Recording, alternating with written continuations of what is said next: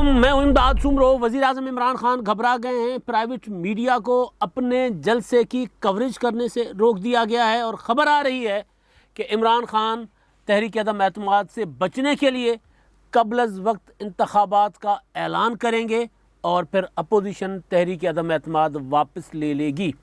शेख रशीद ने भी खबर दी है कि इमरान खान तहरीक अदम एतमाद से नहीं बचेंगे लेकिन इज़्ज़त पाएंगे। तहरीक अदम एतमाद में नाकामी के बाद होने वाले इंतखाबात में इमरान खान साहब जो हैं वो 2/3 मेजॉरिटी के साथ आएंगे और लॉन्ग मार्चेस हैं। मौलाना फजलुर रहमान साहब का लॉन्ग मार्च इस्लामाबाद पहुंच चुका हुआ है। मरियम नवाज़ का लॉन्ग मार्च गुजरांवाला से निकल कर अब इस्लामाबाद की तरफ जा रहा है। पहले लॉन्ग मार्चेस और हाँ, एक और 2 पैगामात भी आए हैं। एक नवाज़ शरीफ का पैगाम है और एक है इमरान खान साहब का। लेकिन पहले लॉन्ग मार्च मरियम नवाज़ ने कल मॉडल टाउन से लॉन्ग मार्च शुरू किया था अपने कज़न, अपने भाई हमज़ा शहबाज के हमरा, और कल का पूरा दिन उनका, यानी कल दोपहर के वो निकले थे वो लाहौर से और रात गए तक वो लाहौर में ही रहे। और लाहौर में जो आगाज़ में तो लोगों की तादाद कुछ हौसला अफजा नहीं थी, लेकिन जैसे ही लॉन्ग मार्च दाता दरबार के करीब पहुंचा और फिर लाहौर से निकलना लॉन्ग मार्च का मुश्किल हो गया और बंदा ही बंदा था। एक मिसाली इस्तकबाल हो रहा था और लोगों का बड़ी तादाद में लोग, चाहे वो आज़ादी चौक था, चाहे दाता दरबार, चाहे शादरा, चाहे उससे आगे फिर जितने भी शहर हैं मुरीद के, कामों के, यहाँ तक कि गुजरांवाला तक, रात गए तक लोग बैठे रहे, इंतज़ार करते रहे। और मरीम नवाज़ साहबा को ट्वीट करना पड़ा कि जी हमें गुजरांवाला लगता है कि कल पहुँचेंगे और कल गुजरांवाला का मेला लगेगा।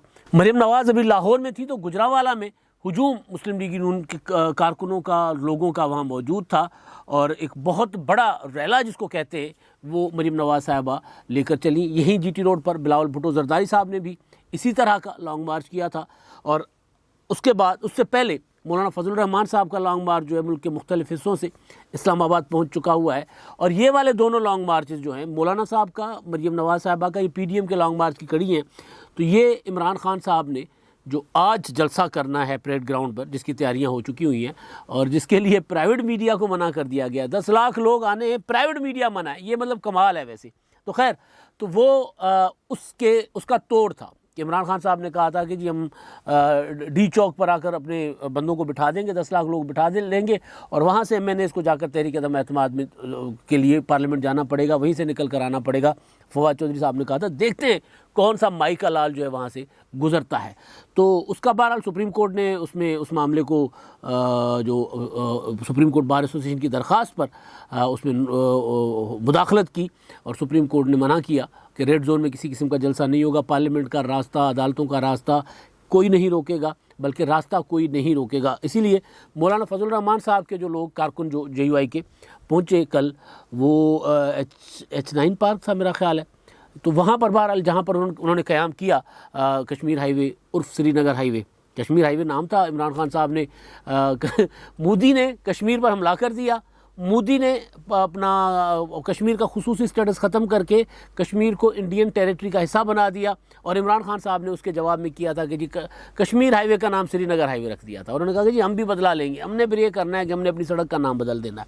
तो वो कश्मीर हाईवे उर्फ श्रीनगर हाईवे पर तो के पास मौलाना फजलुर रहमान साहब का जो कारकुन है वो बड़ी तादाद में थे। वो तो ऐसे लग रहा था जैसे वो नज़र ख़त्म हो जाए और बंदा नहीं ख़त्म हो रहा था, इतना बंदा था। और वो सिर्फ रात पहुंचा है अभी और मज़ीद जत्थे, मज़ीद कारकुन उनके पहुंचने हैं। तो वो परेड ग्राउंड के जलसे के मुकाबले में जलसा रात हो गया हुआ है।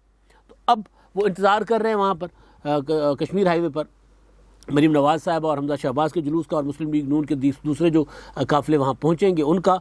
और उसके बाद वो वहाँ पर क्योंकि कल कौमी असम्बली का इजलास है, तहरीक अदम एतमाद की जो के लिए रिक्वेजिशन अपोजिशन ने दी थी, अब उस पर देखते हैं कि स्पीकर साहब ने क्या करना है, वो अलग मामला है। लेकिन ये जो 2 लॉन्ग मार्चेस, एक पहुँच चुका, एक पहुँच रहा है, इसका असल बराह रास्त मुकाबला इमरान खान साहब के इस जलसे के साथ है जो इस्लामाबाद में, जिसके लिए मैदान सज चुका हुआ है और जिसके लिए प्राइवेट मीडिया को निकाल दिया गया है। इमरान खान साहब खुश नसीब आदमी हैं इस हवाले से कि इमरान खान साहब के जलसों की कवरेज के लिए एक वो जो होता है ना बॉल टू बॉल कमेंट्री, वो की जाती है। चाहे इमरान खान साहब मीडिया के पसंदीदा लीडर जब रहे थे 2014 में, या फिर आज जब वो मीडिया पर पाबंदियां लगाने के बाद जिन पर मीडिया तनकीद भी करता है।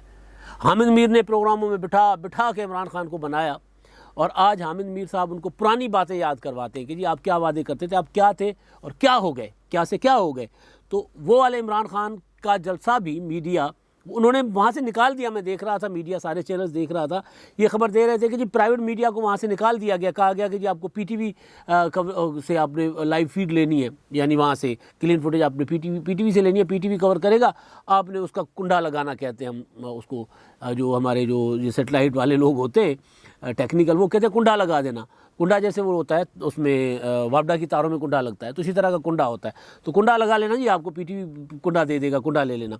तो इमरान खान साहब ने पाबंदी लगा दी प्राइवेट मीडिया पर, लेकिन मैं देख रहा था कि प्राइवेट मीडिया की कवरेज, आपको पीछे बिलावल भुट्टो जरदारी का जो लॉन्ग मार्च था उसमें आपने देखा होगा कि बिलावल की तकरीर और हेडलाइंस में, बिलावल की तकरीर और हेडलाइंस, इसके अलावा कुछ नहीं दिखाते थे। लेकिन आज क्या हो रहा है, आज ये हो रहा है कि जी मार्गला स्टेशन पे पहुंचे हुए जी अपना टीवी चैनल्स के रिपोर्टर्स के जी वहाँ पर भी जत्थे आएंगे।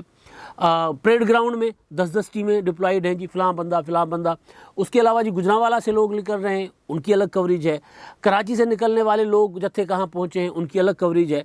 तो मीडिया आज भी उसी तरह इमरान खान साहब को कवरेज दे रहा है। बड़ा इवेंट है, बड़े इवेंट को कवरेज देनी चाहिए, लेकिन इमरान खान साहब उसी मीडिया से क्यों डर रहे हैं, मीडिया को वहाँ से क्यों निकाल दिया? उसके दो वजूहत हैं।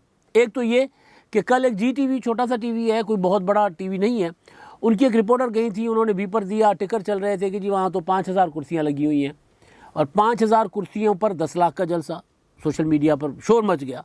और परेड ग्राउंड मैंने कल भी आपको, बल्कि आज सुबह वाले व्लॉग में भी गुजारिश की थी कि वहाँ पर पीपल्स पार्टी ने मेरा ख्याल है 2017 में अपना यौम तासीस का जलसा किया था, बहुत बड़ा जलसा था वो। उतना ही जलसा होगा इमरान खान साहब का कल से, बल्कि जाले उस जलसे की जो अपना फुटेजेस है ना वो शेयर कर रहे हैं। वो जलसा वहाँ, जिस जलसे में आसिफ जरदारी ने आरिफ लोहार की जुगनी पे डांस किया था, आपको याद होगा, आसिफ जरदारी ने डांस किया था ना, वो वाले जलसे की मैं बात करूँ, और उस जलसे में मौजूद था, बहुत बड़ा जलसा था वो। उतना ही जलसा होगा क्योंकि जितनी ग्राउंड थी जालों ने भर दी थी, पीपल्स पार्टी ने भर दी थी, ग्राउंड से बाहर भी लोग थे।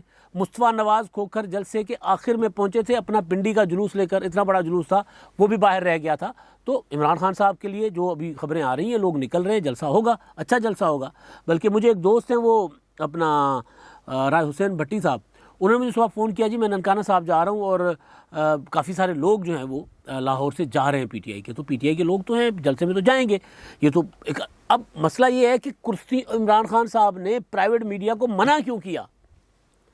पिछले दिनों इमरान खान साहब का एक जलसा था जिसको खाली कुर्सियाँ थी और खिताब हो रहा था इमरान खान साहब का, या शामीम कुरैशी साहब का लॉन्ग मार्च था, तो वो लॉन्ग मार्च को दिखा रहे होते थे, कोई बंदे ही नहीं है। बल्कि हैदराबाद में तो लीडर पहुँच गए थे और कुर्सियाँ सारी की सारी खाली पड़ी हुई थी, फ्रंट रोज तक खाली पड़ी हुई थी। तो सखर में भी ये हुआ था, सखर का जब लॉन्ग मार्च सखर पहुंचा था, जब इनका 26 अपना फरवरी को शुरू होकर जब सखर पहुंचा था रात को, तो सखर में फ्रंट रोज भी खाली पड़ी हुई थी। तो एक तो ये खौफ हो सकता है कि हमने तो 10 लाख लोगों का दावा किया है, कहीं ऊंच नीच ना हो जाए। पहले मज़े और थे अपोजिशन में लोगों को इकट्ठा करना, क्योंकि लोग कहते थे कि इमरान खान साहब आजमाए नहीं हुए, इनको आजमा लेते हैं, तो लोग उनके पीछे चलते थे। अब जाहिर है इमरान खान साहब की मकबूलियत में बहुत फ़र्क आया है। वो ज़रूर कहते हैं कि जी ये 3 चूहों ने मेरे ख़िलाफ़ तहरीक अदम एतमाद लाकर मेरे लोगों को मेरे साथ जोड़ दिया है, ये ज़रूर होता है। इतना पॉलिटिकल वर्कर जो होता है वो अपनी जमात के फिर गिले शिकवे भूल जाता है, फिर वो कहता है यार अभी जमात मुसीबत में है, तो हम मुतहरिक होते हैं। जो लोग नाराज़ थे पीटीआई से, पीटीआई के वर्कर, वो निकले हैं, इसमें कोई शक नहीं है, और ऐसी मुसीबत में लोग निकलते हैं। लेकिन अगर लोग निकल रहे हैं, अगर इमरान खान साहब को यकीन है कि जी उनके वहाँ पर 10 लाख वाला दावा जो है उसका लुक तो आ जाएगी ना, वहाँ पर अगर 20-25 हज़ार, क्योंकि मेरा ख्याल है 30,000 से बड़ी या 40,000 से बड़ी ग्राउंड वो नहीं है। 40,000 अगर आ जाती है तो फिर ग्राउंड जिसको कहते हैं फाट जाना, वो फाट जाएगी, फिर वो उससे बाहर लोग निकल जाएंगे। तो वो अपना अगर यकीन था कि जी इतने लोग आ जाएंगे, तो फिर प्राइवेट मीडिया को क्यों मना किया? प्राइवेट मीडिया भी वो जो इमरान खान साहब की, अभी भी मैंने जैसे गुजारिश की कि वो जलसा अभी आज होना है, 4-5 दिनों से मुसलसल जलसे की चीज़ें चल रही हैं, तो उस प्राइवेट मीडिया को मना करने की क्या, उसके पीछे लॉजिक क्या है, तुक क्या है? तुक, लॉजिक से बेहतर तुक लफ्ज़ है। तुक क्या है? तो तुक एक तो ये है कि खान साहब को शायद घबरा गए, उनको शायद यकीन नहीं है कि कितने लोग आएंगे। खड़े होकर तो कहते हैं कि जी मैं अपना, इन्होंने मुझे, लोग मुझे छोड़कर जा रहे थे, मेरी मकबूलियत नीचे जा रही थी महंगाई की वजह से। शेख रशीद साहब यही कह रहे हैं।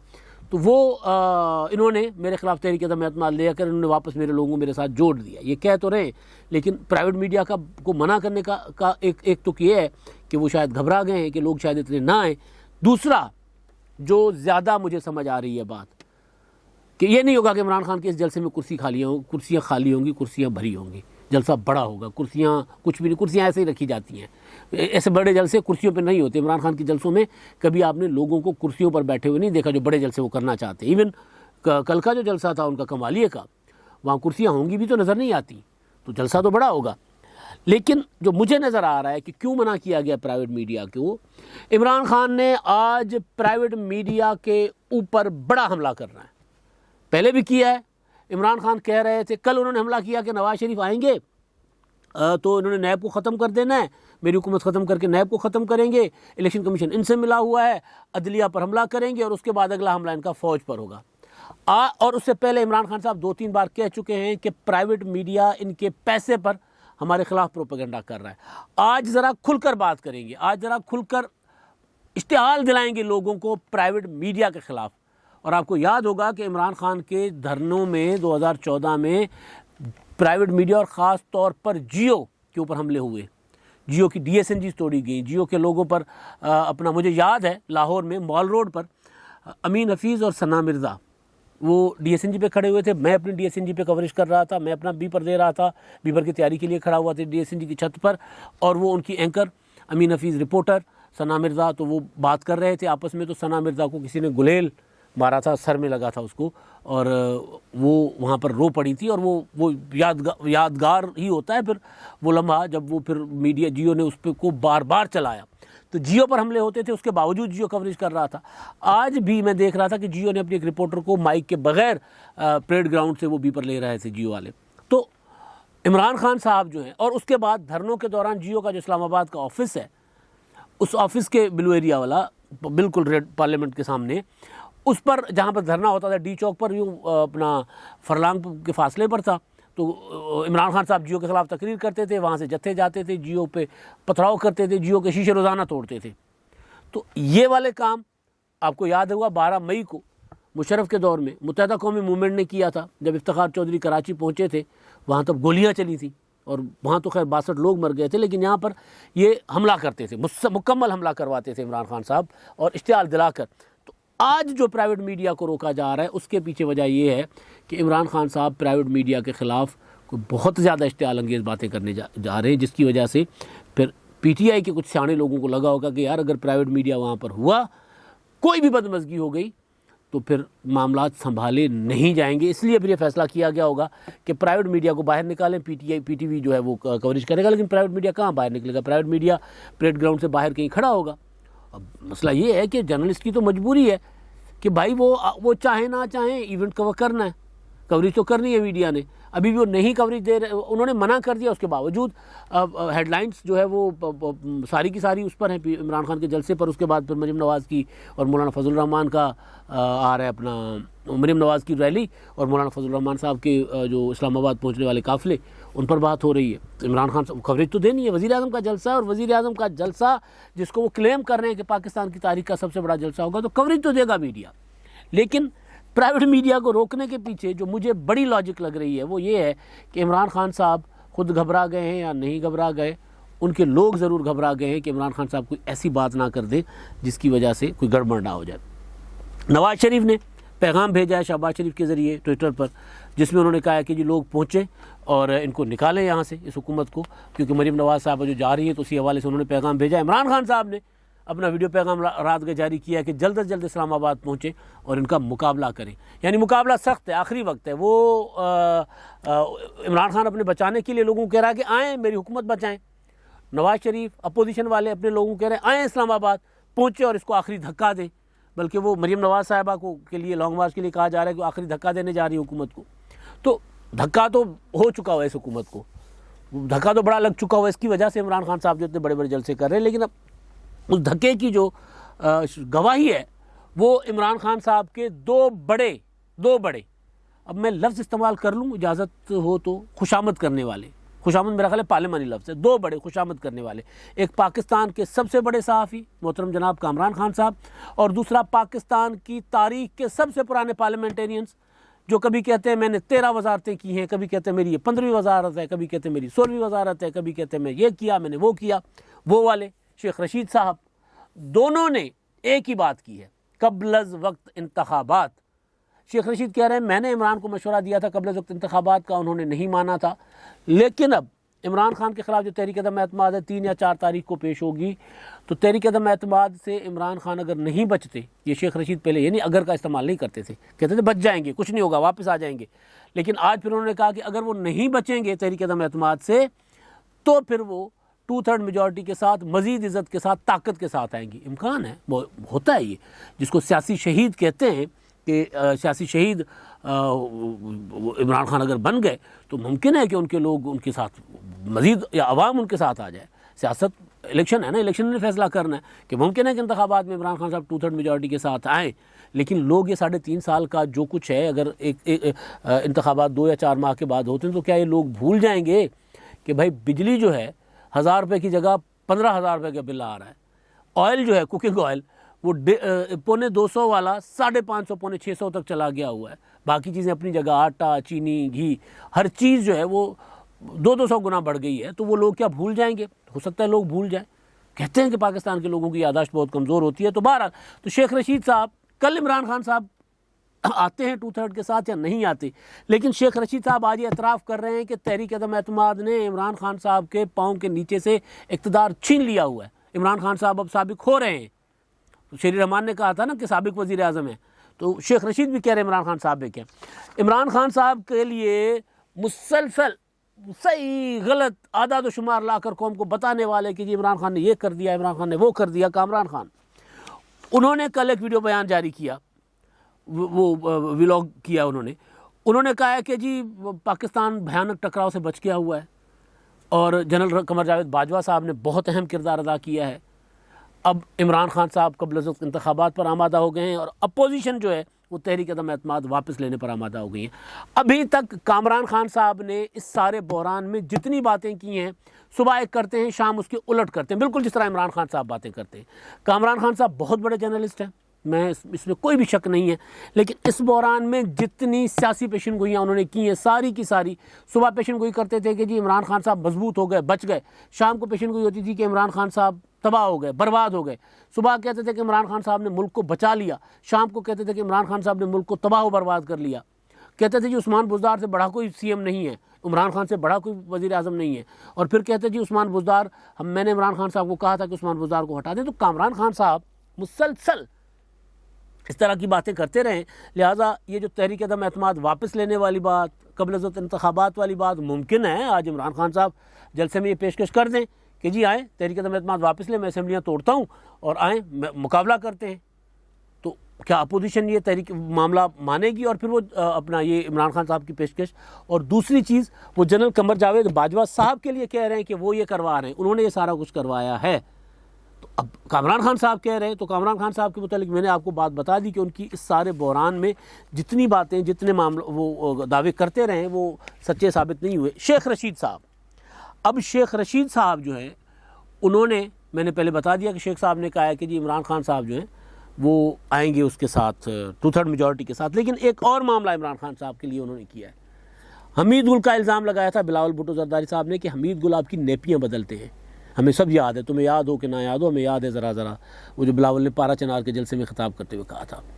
उसके जवाब में शेख रशीद साहब ने ये नहीं कहा कि नहीं नहीं नहीं नहीं नहीं, ये इल्ज़ाम गलत है। शेख साहब ने कहा अगर हमीद गुल इमरान खान की नेपियाँ बदलते थे तो हमीद गुल नवाज शरीफ की पार्टी को भी चलाते थे, नवाज शरीफ के इलेक्शन के टिकट्स हमीद गुल बांटते थे। मैंने खुद हमीद गुल से टिकट लिया, शेख साहब कह रहे हैं, यानी शेख रशीद कह रहे हैं कि शेख रशीद ने खुद हमीद गुल से टिकट लिया नवाज शरीफ की जमात में जब थे। और फिर कहते हैं मैं कज़ाफ़ी के पास नवाज शरीफ साहब ने मुझे भेजा पैसों के लिए, और बेनज़ीर भुट्टो शहीद की हुकूमत ख़त्म करने के लिए उसामा बिन लादेन से नवाज शरीफ ने पैसे लिए। ये तो खैर शेख रशीद साहब के वो कुछ पुरानी बातें जो ज़्यादातर हकीकत भी हैं वो बता रहे थे। नवाज बुग़्ज़ माविया में ना, जिसका मैं वो खुद हिस्सा थे, आज बता रहे थे। लेकिन एक और चीज़ मैंने बताया था ना कि शेख रशीद साहब का किरदार ये है कि इमरान खान साहब पर हमला करने वालों को इश्तिहाल दिलाते हैं।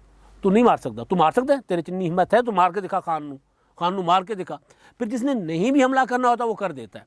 आज शेख साहब ने कहा है बिलावल भुट्टो को कि मैं आपको ख़बरदार करता हूँ कि इमरान खान के ख़ानदान फैमिली के ऊपर बात करना बंद कर दें, वरना शेख रशीद साहब जितने अल्फाज इस्तेमाल करते बिलावल भुट्टो के मुतालिक, पीपल्स पार्टी के मुतालिक, नवाज शरीफ के मुतालिक, क्या कर लेंगे शेख रशीद साहब ज़्यादा, वरना मतलब क्या कर लेंगे। सियासी तनकीद है, सियासी तनकीद पीपल्स पार्टी कर रही है, मरीम नवाज साहबा भी कर रही है, खातून अव्वल का जिक्र आ रहा है, नहीं आना चाहिए, लेकिन इमरान खान साहब ज़ाहिर है वहाँ लेकर आ गए हैं हालात।